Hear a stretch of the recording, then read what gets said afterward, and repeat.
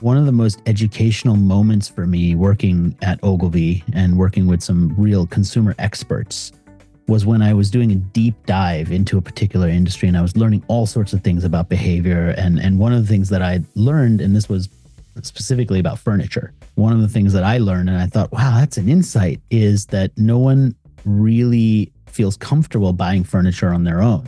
So I discovered this and I was really excited, and I came back and I'm like, check out this insight. And the consumer insights people were like, I mean, that's new to you, but everyone in the furniture industry already knows that. A real insight is not just something you discovered, but everybody else already knows. A real insight is something that is new, that is an extrapolation of the things that you've seen to point to a behavior or a trend or some element of something that is actually new and original. In our next episode of Everything Thought Leadership, I talked to the founder of IdeaPress, Rohit Bhargava, about the hybrid publishing option. I've known Rohit since the spring of 2021, when I showed him the manuscript of my book, Competing on Thought Leadership. I felt IdeaPress would be a very good choice. It had published books from best-selling business authors such as Ram Charan and Charlene Lee. However, I was not here to talk to Rohit about my book. I wanted him to talk about the hybrid publishing option in general and about his own books and his career. As well, since he has written several books with the words non-obvious in their titles, I thought Rohit would be a great person to explain the ways that aspiring thought leaders can increase the chances that they develop non-obvious advice. Big new ideas, what I've long said to be crucial to getting marketplace attention. Rohit, great to have you on the show. We have our business relationship began in about April of 2021 in the midst of the, COVID, in the midst of COVID. And I had been working on a book for a few months, and I came to you to say, I have this book in mind. And it's been a great business relationship to me ever since.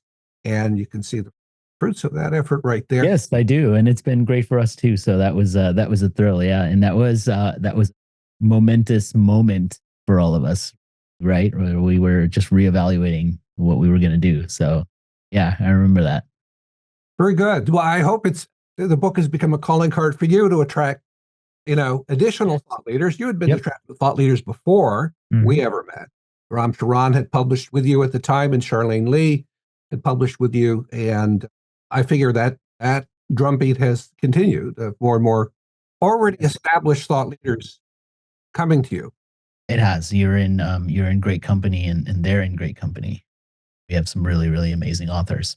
But before we go into your world of hybrid publishing, I'd love to talk to you about your career, because I've been reading a lot about it from what you have written, and give us the brief version of your career, and then how you wandered into writing books and then deciding to get out of the advertising world altogether to be a book author and a book publisher, because that's a pretty radical change, isn't it? Yeah, it was. And it was an evolutionary change, I guess it was for me. So I started my career in wanting to do marketing, but not really having a good job to do it. And so I had decided pretty shortly after leaving college that I wanted to have an international career. And in my mind, what that meant was just picking up and moving somewhere.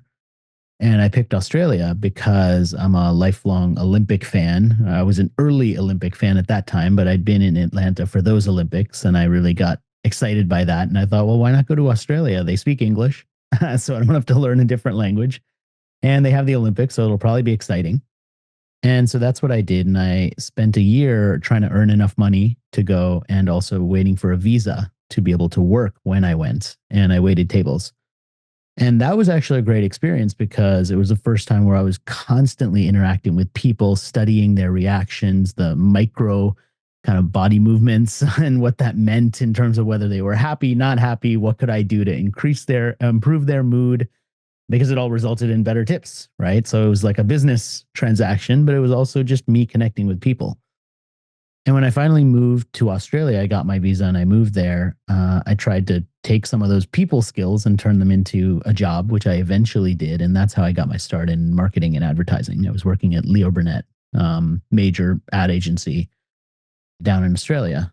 And so I was there for about 5 years, and then I came back to DC where I had grown up and I had family here, and I landed a job with Ogilvy. And so I was in the world of marketing and advertising for a long time. And shortly after I started at Ogilvy, we began a group. This was in 2004. We began a group that was focused on digital marketing and specifically social media. And in 2004, I mean, this was pre-Facebook, pre-Twitter. Social media basically meant blogging. And there were all these blogs that were becoming influencers. And so I thought, well, if I'm going to start working with blogs, I should probably understand it. So I should start writing a blog. So I started a marketing blog in 2004, which was among the early people to take on blogging. Were there many marketing blogs at the time, or were you? I can tell you there were pretty specifically probably 25, because Ad Age magazine did a feature where they said the top 25 marketing blogs, and I'm pretty sure there were only 25. So by default, I was on that list. And that was great media, because all of a sudden I was a top 25 marketing blog, even though there were only 25 of us, right? It's like coming in last in the race when, you still finished, I guess. So that list led me to get some notoriety. And because of that, eventually, a couple of years later, I had enough of an audience to get a publisher interested. And so that was where my journey into publishing started. I got a literary agent, actually a superstar literary agent, the same guy who had just pitched Tim Ferriss's 4-Hour Workweek and was coming off that huge success of that book. And so you get a literary agent like that, every publisher is immediately interested in you. And who was that literary agent? Steve Hanselman was his name.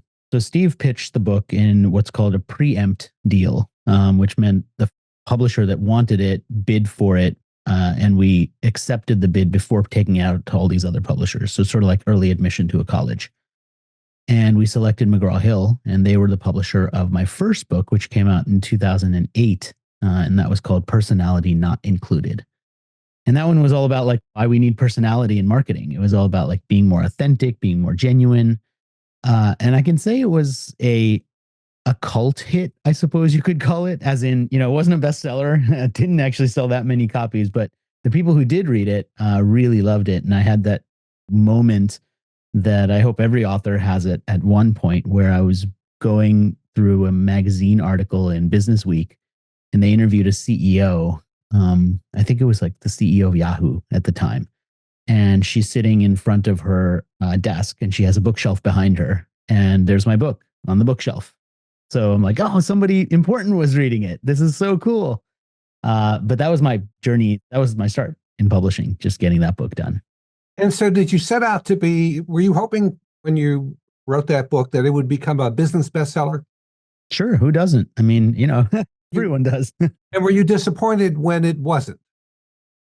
Yeah, I think I probably was. Did you say to yourself, I'm not doing this book stuff anymore? No, I didn't really hit that point, because the thing is, it wasn't a bestseller in terms of like hitting the New York Times list or hitting the Wall Street Journal list, but it did well for me. I mean, it opened doors. It won the highest award that you can win for a WPP agency for thought leadership, which is called the Gold Atticus Award. So internally, as part of my job, because remember, I was a full-time employee at that point, it was a huge credibility boost. I mean, I'm pretty sure I even got a promotion, like thanks to the book, because I was winning these awards and I was making Ogilvy look good, and we were using it in pitches. So professionally, it was a huge success for me. So I don't think I had that moment where I'm like, oh, this was a failure. It didn't hit a bestseller list, but it certainly wasn't a failure. I mean, it was really good for me. I say that from the standpoint of, I imagine there are many business authors who have bestseller, the goal of bestseller, and they publish a book, whether it's with somebody like you or a mainstream book publisher, or they self-publish, and they think, this book is so good, we're going to market the heck out of it. And if it's not a bestseller, even a regional bestseller, they think it's a failure, and they stop. And then that's the last book they ever published, the first and the last book they ever published. And what you're saying is people shouldn't look at it like that. They definitely shouldn't. I mean, the thing about being a bestseller, as you know, is being a bestseller doesn't necessarily mean that you consistently sold a ton of copies all the time. It means that you sold a lot of copies in a short period of time, which is how the bestseller lists are calculated. And not being a bestseller doesn't mean that you sold no books.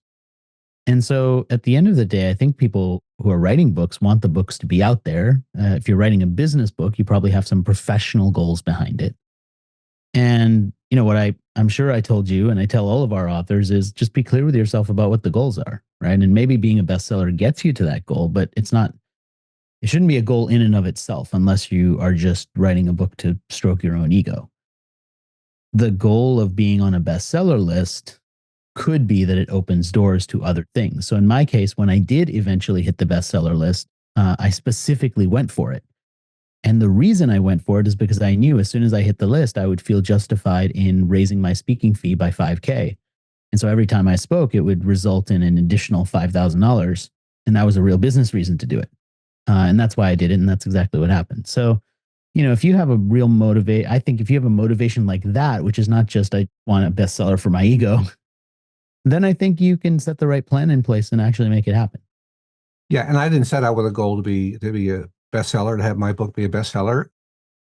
One of my goals was to help raise the level of the thought leadership profession, which really has become a profession, and to enhance the business. And it certainly has done that, way beyond the investment that we have made. Your book, I know it's been huge because it really took the ideas that you had in your head and the reason people bring you in for your expertise, and it put it front and center in a way that people could consume. And it's been really smart. Like what you've done with your book's been really strategic, and it's a great case study. It is, because my audience is narrow. It's the number of people who are thought leadership professionals and thought leaders or aspiring thought leaders, but particularly the thought leadership professionals who are there to make experts famous, basically. And that's a small tribe in the wide business world. Yeah. That's the only tribe I care about, So it's a small tribe. And so that necessarily means not likely to be a bestseller because it's not a book of broad business appeal. And that's fine to me. That is really well. fine. And I think also, one of the things that I appreciate about your approach and your story with your book was that you wrote it at a point when you had a lot of credibility and experience and a network. And so you weren't starting from nothing. It wasn't like your email list had 0 people and nobody knew who you were. People knew who you were. They were already coming to you for your expertise. And when you said, I'm doing a book and I'm getting it out there, you had a core group of people who were like, finally, thank you. Like, when can I get it? And that's a great momentum to have going into writing a book, where people are like, when is it ready? Do you have it yet? Come on. I'm waiting for it. Well, actually, the reason I wrote the book is because 3 of my business advisors at the time said to me, Bob, you need to eat your own dog food. You tell other people to become thought leaders, and you've helped people publish best-selling and market best-selling books, and we think you ought to do the same. Those 3 advisors, all very special people in my life and career, were Rob Scher, the founder of CEO to CEO, Jim Weatherby, a Texas Tech business professor and founding editor of Entrepreneur and Innovation Exchange, which is an academic journal, and Richard Aldersey, Chief Strategy Officer of FMG Leading, an advisory company. All great people. Rob Scher passed away far too early in the summer of 2023. I miss him terribly as a friend and as an advisor. And so I wrote this book because I didn't want to let them down. Yeah, it's a great reason. So back on your career, you left Ogilvy, it'll be 10 years ago, right? Yeah, that's right. And I sort of left, let's just say the writing was on the wall for all of us. That was the way it was going to go. I wasn't doing a great job in the job I was supposed to be doing because I had too many other distractions. People were asking me to come and speak at an event. They were willing to pay me to do it. I went to Ogilvy and I said, hey, I've got this revenue source over here. It doesn't fit your business model, but I don't want to be turning down all this money either. So, what should I do? Do you want to take a cut? Job? What was that job at the time? What was your job? I was leading a strategy. I was part of the strategy group. So like brand strategy, basically. And then I was also on the new business team, which meant I was doing a lot of pitching for new business, for new clients. Okay. So it was a combination of those. And so I was getting all these invites and I went to them and I said, look, can I give you a cut? Can we make this part of my job? Basically. And they were like, no, that doesn't fit our thing. So why don't you just take a day off and do those speaking gigs on your own time and, keep the money. And we know about it and you know about it, but, you do it on your own. I said, okay, fine. And I did that for a while. The problem is that the bigger you get in terms of opportunities for events and the larger events you do, the further in advance they book you. And so then I started running into a situation where I said yes to an event in Korea 5 months ahead of time, because obviously nothing's on my calendar. And then when the event starts rolling around, we have a huge pitch that we're working on. And now I have to go to them and say, look, you approved my 3 days off to go to Korea, do this event, and come back. And they're looking at that and saying, well, cancel it because we have this huge pitch and we need you. And I said, I can't cancel. I said yes 4 months ago, and they're expecting me. And they have all this stuff listing me as the keynote. And then I had conflict, right? Because now they're like, okay, well, if you keep going off and doing this stuff, clearly you're focused on the Rohit show and not on us. And that's true. I can't really argue with that, right? Like that is kind of the perception. So then eventually it just kind of became not manageable to do that. To me, and I'm not trying to pick on Ogilvy here, but knowing a little bit about Ogilvy and David Ogilvy, it's a little ironic given that David Ogilvy's books, Confessions of an Advertising Man and the next book after that, helped, and he said that in his second book, writing the first book, helped make Ogilvy a global advertising agency. And so he clearly believed, David Ogilvy clearly believed that book publishing was critical to growing his firm. Well, I mean, I don't blame Ogilvy at all. I mean, I had a great run there. I learned a ton. I loved the people I worked with. At the end of the day, like my last name's not Ogilvy, right? I wasn't the boss. If I was the boss and I was doing this, it would have been great. Everyone would have loved it. But as a mid-level SVP to do this, when my bosses are sitting there thinking, why are you the one who's going out and doing this stuff? Yeah, that didn't work. And I understand that. I mean, I'm not, I wouldn't argue with it. Like if I was in the same position that they were, looking at someone like me doing what I was doing, I would have come to the same conclusion and been like, what you're doing doesn't really fit what we need. Yeah, well, I look at it differently because most of my background has been with management consultants and management consulting firms. And the most sophisticated ones in thought leadership, encourage their partners who have ideas to publish books. McKinsey, Boston Consulting Group, Bain, et cetera. And so it's not just the person at the top, but it's the folks who are deal makers, who are door openers. To have that book behind them or a trio of authors is critical to growing the pie of the consulting firm. So I think that management consulting firms get it, why they need books to grow the business, and the books that don't have to be authored by the CEO of the firm. Just wonder if the advertising agency world has caught up. Yeah, I don't know that they do get that. I mean, I think that on the creative side, like from a creative director point of view, I think ad agencies are certainly used to pitching like, this is our creative director. He or she has won, or they have won this many awards, right? But I don't think that it's there on the strategy side or the sort of stuff that I was doing. The role that I was in is relatively interchangeable. Or nobody was selling, hey, Rohit's going to be doing your stuff. It's, you're an Ogilvy strategist and it's this one or that one. My prediction is in the future, ad agencies will discover what the consulting firms have known for a long time. And the people who are doing what you did, there will be more of those people who can stay at the firm to help the firm make more money because they've become famous for their little niche in marketing or advertising, and clients want that person in the room. And that person in the room with the book behind him or her can often, influence the deal. I think that would be great. I think that might help solve an issue that I think the advertising industry has overall, which is once you reach a certain age, like, also at the time that I was leaving, I happened to have recently turned 40. And that seemed to me, in my perception at least, to kind of be that magic age where people started leaving the agency, and it was really a young person's role, a young person's atmosphere. Unless you were kind of right at the top, then maybe you would be a little bit older. And so I felt old in that environment at 40, which now I realize is not very old. But in that environment, you feel old. So when you left Ogilvy 10 years ago, 2014, that's a big leap into your own business, right? You're a company of one, essentially. That's a big leap. And a lot of people wouldn't have taken that leap. I would argue most people won't take that leap. The leap from the world of a paycheck every 2 weeks or every month to the world of, well, I don't know when I'm going to get paid next because it's up to me to generate the revenue. If you can remember back then, how worried were you that this was a good decision? Well, and I also had two young kids at the time, so that makes it even scarier.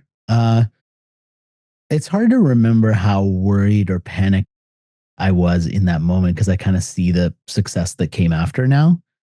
But I would say that the one thing I did think about is, okay, I knew what my salary was at Ogilvy and I knew what I was making speaking.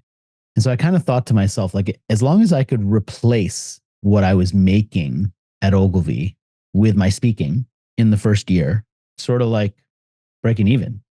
Plus, speaking, I mean, you know as well as I do, like getting paid to show up for an hour on stage is a lot less work than coming up with an entire brand strategy and being on the road for 3 days, working 18-hour days preparing for a pitch, right? So, I mean, lifestyle wise, you are spending a lot less hours in this intense, stressful type of role.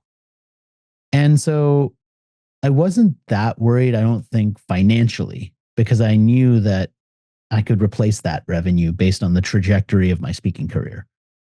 What I was a little more worried about is it going to be sustainable?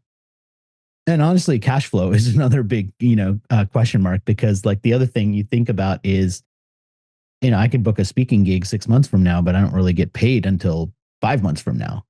And you still got to pay the mortgage every month. So, I mean, that's the challenge.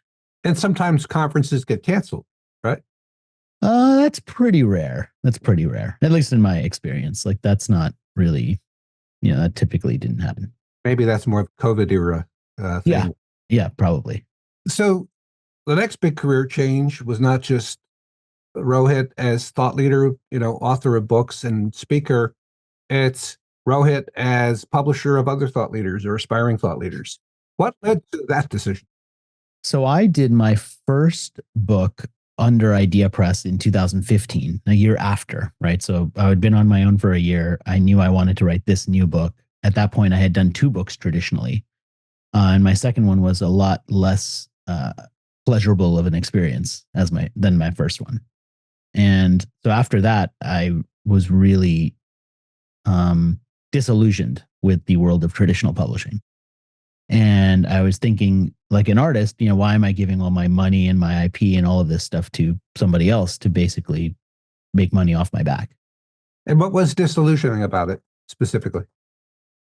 The lack of quality, the fact that I was treated like an employee in not a good way. I was feeling rushed to just get something out as opposed to doing my best work. I did not feel like I was working with, at least with the team I had, a lot of talent was missing, I felt.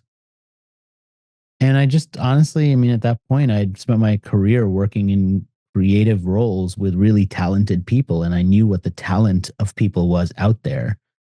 And I knew that if I had done this myself, I could have done a much better job with the people that I would have hired. Not me personally, but like the people I would have hired to work on this book. I could have made it much better.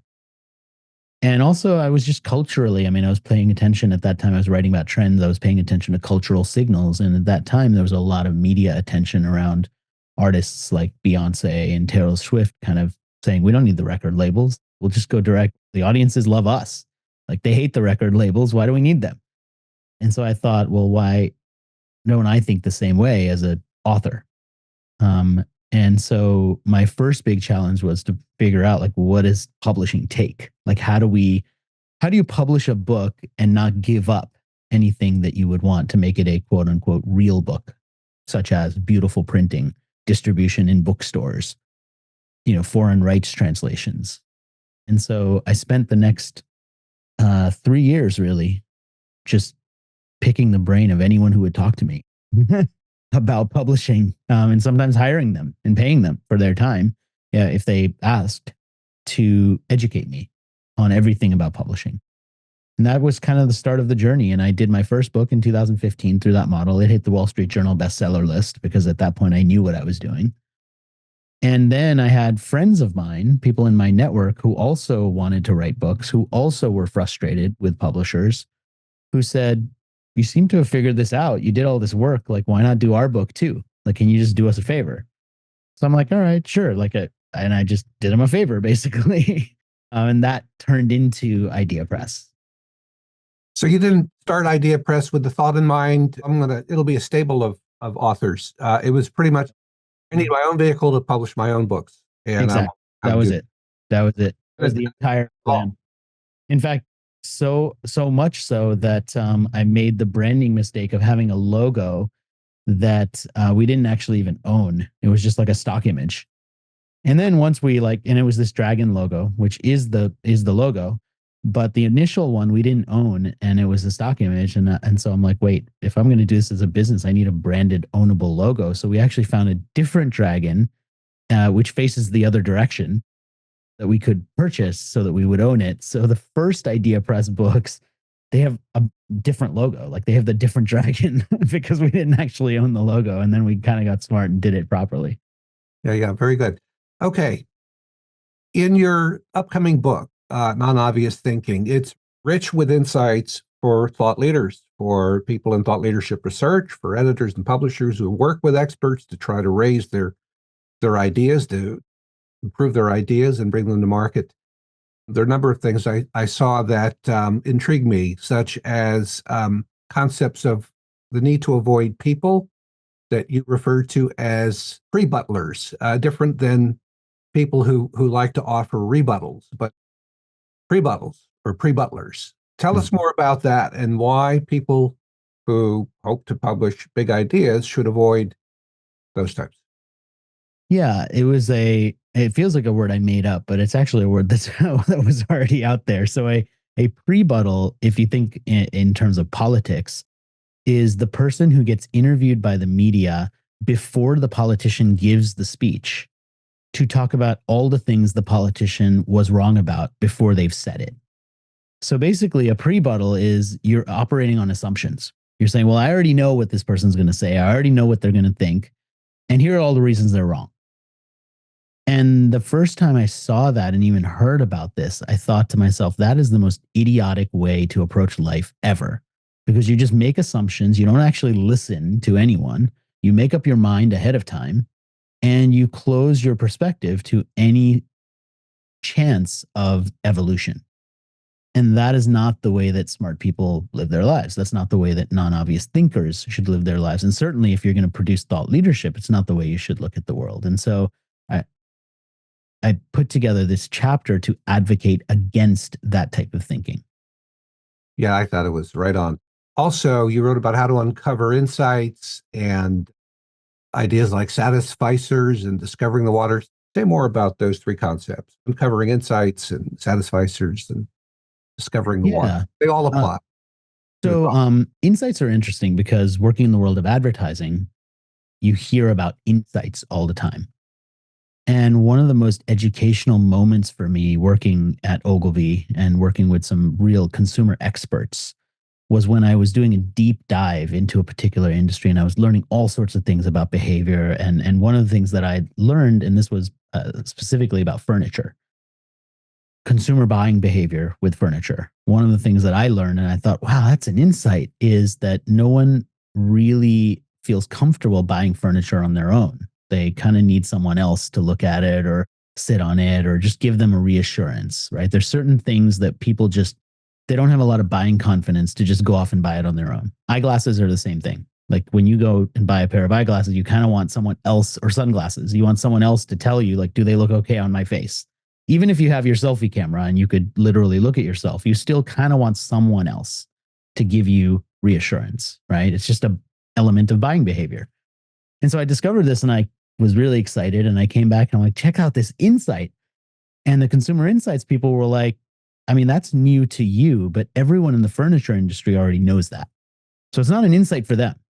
It's an insight for you, which is great. I mean, you're learning, but we can't take that to a client. They'll be like, you just figured that out. We've known that for 20 years, man.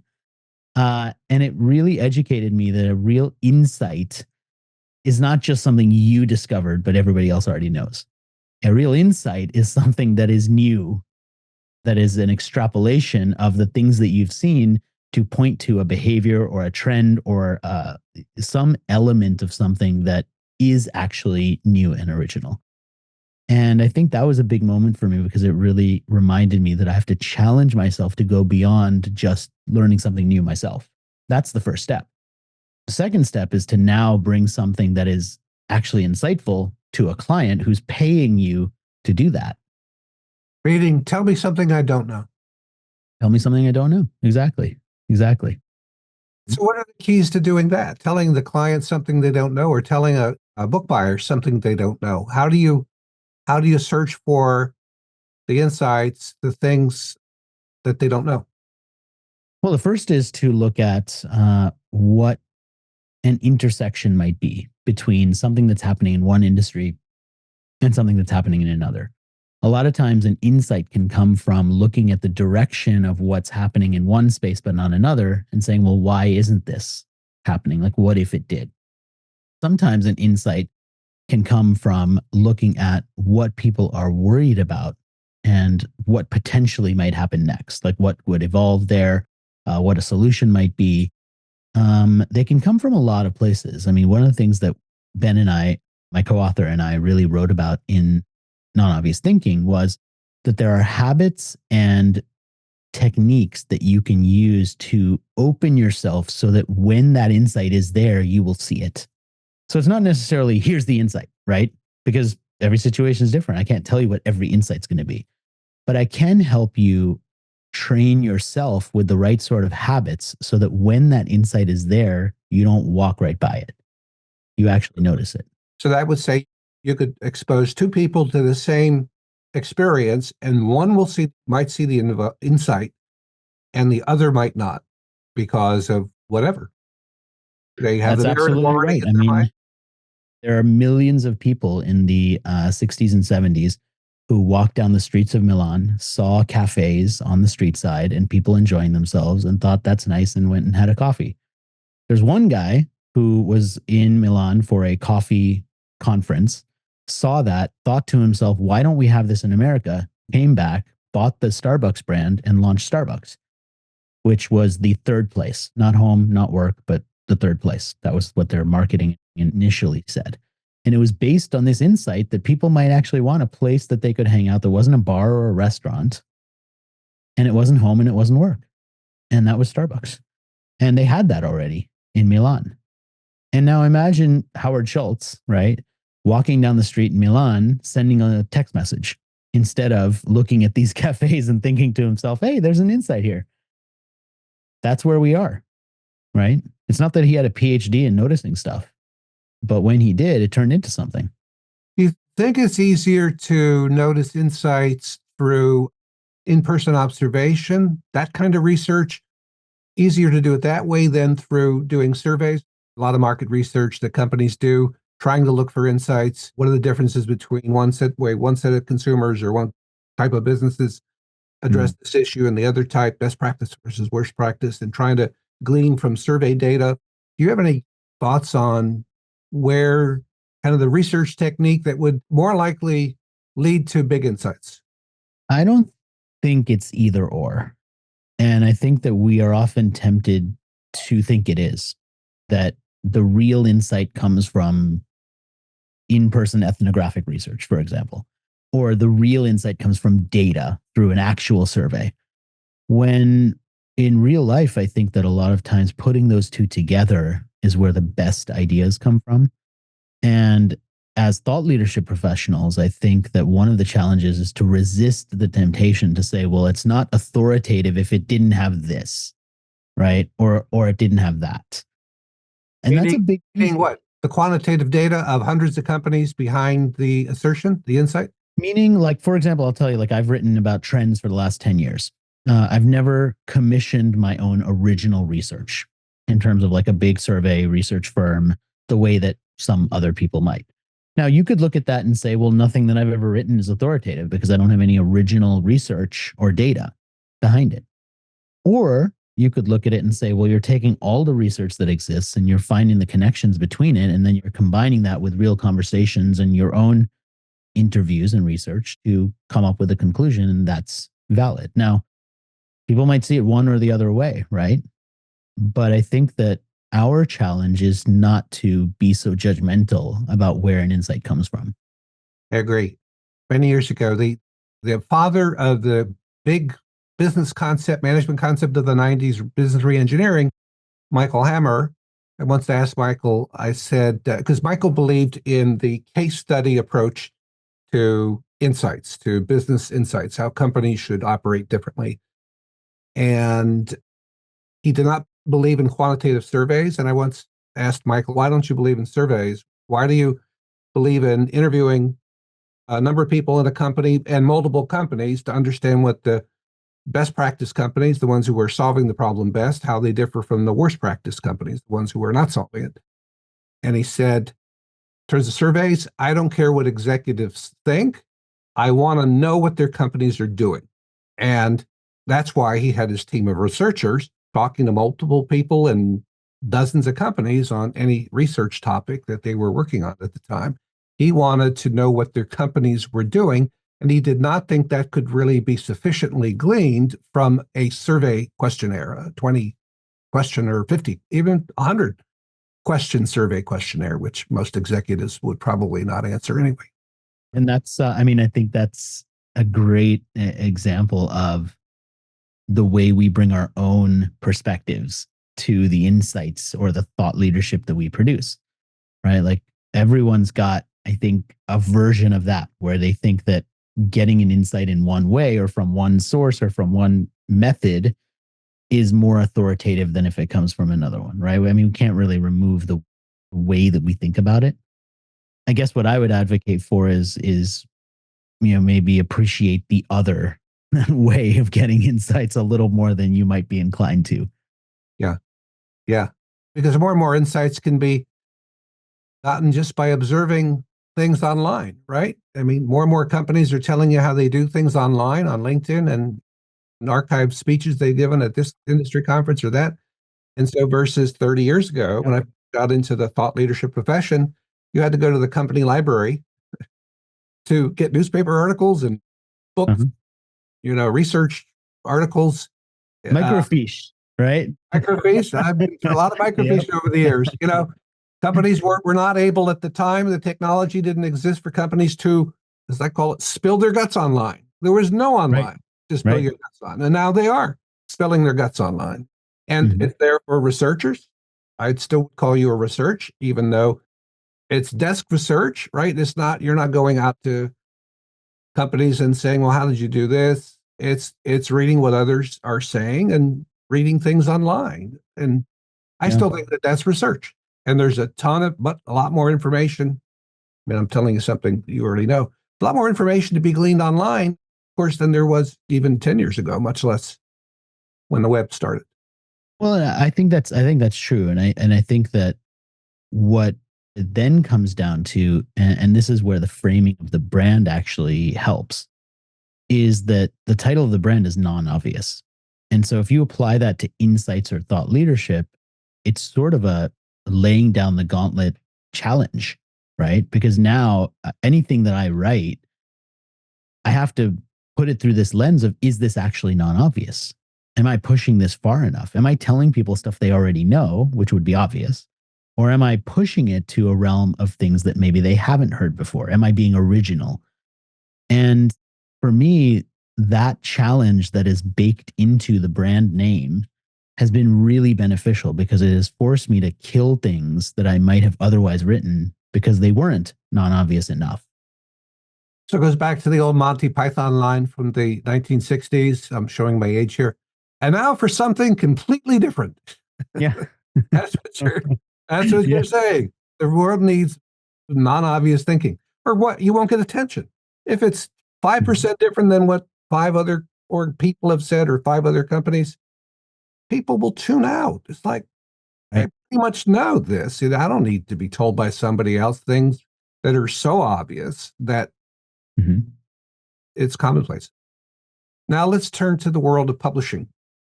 Thought leaders. Let's say since COVID began in March of 2020, I remember it vividly. We had to fly back from Spain. We were visiting our youngest son who was spending a term in college. On March 13th, we had to fly back to the US. All the US citizens were told to fly back. Publishing, I imagine, book publishing has changed a lot, even in just these 4 years. Would that be true? And if so, how? Yeah, it has changed a lot. I mean, I think that first of all, the credibility of independent publishing and hybrid publishing has gone up. At the same time, I think that there's been some pretty high profile flame out failures in hybrid publishing. And in particular, it's been the companies that scaled too fast and took on everything and tried to be what I would call a book factory that have generally failed and scaled back. I think that there's been some consolidation. There's been groups in traditional publishing even that have moved away from our category of business books, maybe because they saw more opportunity in, teen fiction or some other category of book. I mean, we specialize in business books and nonfiction, so we're very specific in terms of what we do. And then I think that there's also been sort of a building of reputation that only happens over time. If you're in a marketplace where everybody's a couple of years old, it's kind of hard to know like who's really authoritative and who's doing good work over the long term, whose authors don't hate them, over the span of time, right? Like, here we are still talking, right?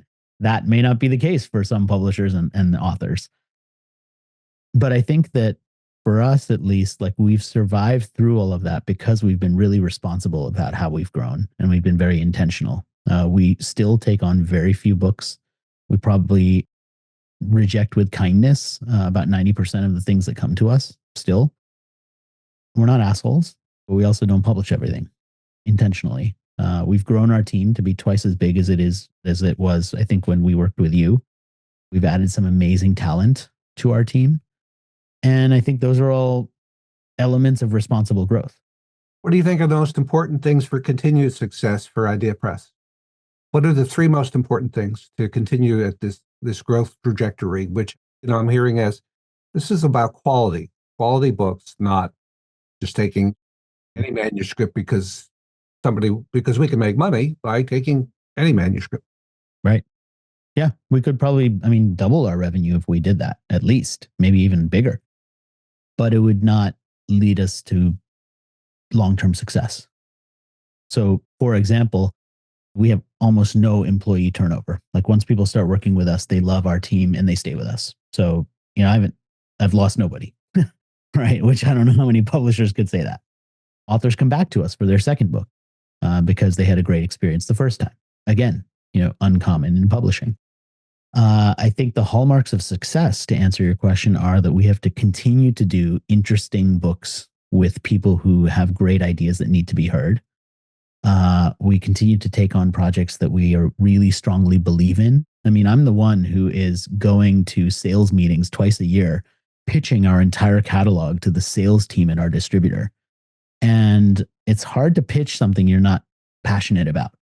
And so every book we take on, like I'm really passionate about it. So when I'm there pitching, I'm passionate about it, so I believe in it and I speak about it very strongly. B, I'm a professional speaker. So you put those two things together, those pitches are pretty good. And that's what helps these books get out there in the world. They get distribution. And so I want to continue taking books that I can be passionate about. What's next after book publishing? Or is the book published? And it's a hard question to ask because, people ask me, Bob, you're 69. Have you thought about retiring? And the answer is no. Well, why not? Because I'll be bored. So is IdeaPress the last career step for you? Or do you think there might be something else after IdeaPress? Oh, there's definitely something else. Do I know what it is? No. But, it could be a lot of things. I think being an ambassador to a country would be cool. I think that being on a board of a company that I actually believe in, like a large company, that would be interesting. I don't think I'd ever be able to go back to being employed by someone. Like, I think that I'm unemployable at this point as an entrepreneur. But I do think that there are a lot of things like that which will take more time. And I'm constantly shifting too. I mean, I've written this new book coming out is my 10th business book. My next book will not be a business book. So that already is different. Have you revealed the topic yet of that book? Oh, not yet, but it is going to be a not a children's book, but like a teen oriented book, like a like a middle school age oriented book, and it'll be fiction, not nonfiction. So that already is going to be a great creative challenge, and I'm looking forward to that. You'll appreciate this. I love podcasting now. I was doing a video show for a while, and we just recently remastered all of those as audio episodes. And then we're going to be launching what we're calling season 5 of the podcast, because, we had like 40 episodes from before that we just reproduced, and now they're out there, a non-obvious show. And so that's really exciting, because I get a lot of enjoyment out of having conversations like this, which is flipped, where I ask the questions, and, that's fun. And this is fun too. So yeah, there's a lot of potential things that we could do, but I don't think that IdeaPress will be going anywhere. So I don't have any plans to sort of shut it down or sell it or anything like that. I've had inquiries about that, and then, it doesn't fit our model. Like our biggest thing apart from quality is that we are author centric. So everything we do is something that I think would benefit our authors. The great symbol of this is there's some publishers in the business right now that will put their logo on the cover of an author's book. And that's a symbolic manifestation of how they treat the relationship, right? It's them first and the author second. And we're exactly the opposite. So, I think that mentality means that we will make certain choices, and, keeping IdeaPress and being independent, proudly independent, and being able to do all of these things fits our model of putting the authors first. I don't know any author who is saying, we want you to, sell it and be under the umbrella of something else and have all these new constraints and stuff. Nobody wants that. So for now, I'm going to do what I've promised to authors. I'm going to stick to what keeping my promises. So last question is this. What is your advice to young people? And when I say young people, in their 20s, maybe still in college or just after they graduated, and they look at people like you, or they look at people like me, and they say, I want to work for a company that's doing thought leadership well and knows how to market their thought leaders. And that includes putting books in the marketing mix, et cetera. I want to enter that profession. And maybe they're your kids. I don't know. Maybe your kids want to do what you do. But what would be the 3 biggest pieces of advice if they say, that's what I want to do? What do they have to do to have a satisfying career and a successful career? I would say the first thing I would do is find an outlet for your voice and your perspective. Maybe it's writing, maybe it's video, maybe it's audio, maybe it's art in some way, but find an outlet for that. And don't overly stress about monetizing that outlet. I wrote my blog for free. I never had a subscription model. I still don't have a subscription model that is paid even for my newsletter, which is huge now for me, and has a lot of people reading it. And I never monetized it because I know that it drives all of my other goals. It builds visibility for me. It adds value out in the world. It makes me indispensable. It helps people listen to me. So create something like that and put it out in the world to create your reputation. That's the biggest challenge, I think, for somebody who's young, building some sort of a reputation so that you're known for something. And obviously figuring out what you want to be known for, right? That's not easy either. But at the end of the day, when I started my blog, it was called the Influential Marketing Blog. And my first blog post was all about the user interface design of screen sizes. That's not my expertise. That's not what I write about. But that was where I started. So put something out in the world. That's one piece of advice I would give. The other is be unafraid to reach out to the people that you admire, because most people who are later on in their careers, me, probably you also, could name on one hand the number of people who have directly reached out to us in their 20s saying, hey, I love your stuff. I read this, I read that. I would love to learn from you. Can I pick your brain? Do you have a project that maybe I could work on? I don't care about getting paid. Probably you would pay them. Probably I would pay them too, right? If they were really smart. So it's not about the money. But the thing is that people don't proactively go off and do that. What we do is say, let me look for a job opening. Let me look for a person who said they need help. Let me wait for the door to be opened, and then I'll try and squeeze myself through it along with 1,000 other people. And what's the thinking of the young person? Like, there's no way they're going to talk to me. Why would I even approach them? Sure. There's no way they're going to talk to me. I don't know how to get in touch with them. They wouldn't, respond. Nobody wants somebody who's pushy, who randomly emails them. Cold emails don't get responded to. I mean, we can make a long list of why someone wouldn't do this. And so people don't. And how would you ask that question? Would it be, do you have any work? Or how would you ask the question? Well, you would do two things, right? One is you would say, you've worked on this and this and this. I saw this out here. I have an idea for how it could be better, or I have an idea for what I could do for you, specifically about this. Do you need help with it? Right? That would be one way. The other way, if you don't have something so specific, is to lead with your skills and go to someone and say, hi, I've seen your stuff out there. I am capable and really good at X, Y, Z. Is that something that maybe I could help your team with? And now you're leading with whatever skills you have. Right. And very good, because in both cases, you have to have, that young person has to have studied the person's work pretty closely, right? Not just, oh, I saw one article he wrote, I thought that was interesting, now I'm going to reach out to him. I mean, look, that's always useful, but it doesn't, I mean, I'm not telling somebody to go and read all 10 books that I've ever written before reaching out. Like, you could literally in half an hour look at all of my social feeds, look at all of the content that I personally have put out there, and in half an hour kind of get a sense of the things that I'm doing right now. So it's not a huge time investment. The problem is that what we're told is that if you do that for each one times the 800 things you want to apply to, you never have enough time. But you don't do that for 800. You do that for your top 3 or 5.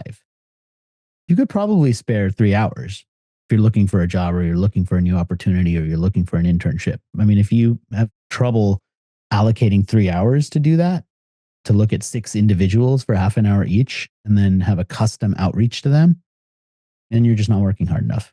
Yeah. Another key thing you said was you weren't exactly sure what you wanted to write about. You wrote about the first topic. So it seems to me it's easy. Just, you're saying start writing, write about things you're interested in. That doesn't mean you have to keep writing about those things for 30 years. You will eventually find what floats your boat or what you're passionate about, right? Yeah, the beautiful thing about putting content out there, and it's not just writing. I mean, if you're not a writer, then don't write. I mean, record video or do something else. But the beautiful thing about content and the noisy world that we live in is the cost of putting stuff out there that no one reads is nothing. I mean, the cost of that is insignificance. You will rarely put something out there where you get hate back or criticism even. What you will get is crickets. You'll get nothing. So yeah, it could be a waste of time and demoralizing if you put something out there and nobody responds to it.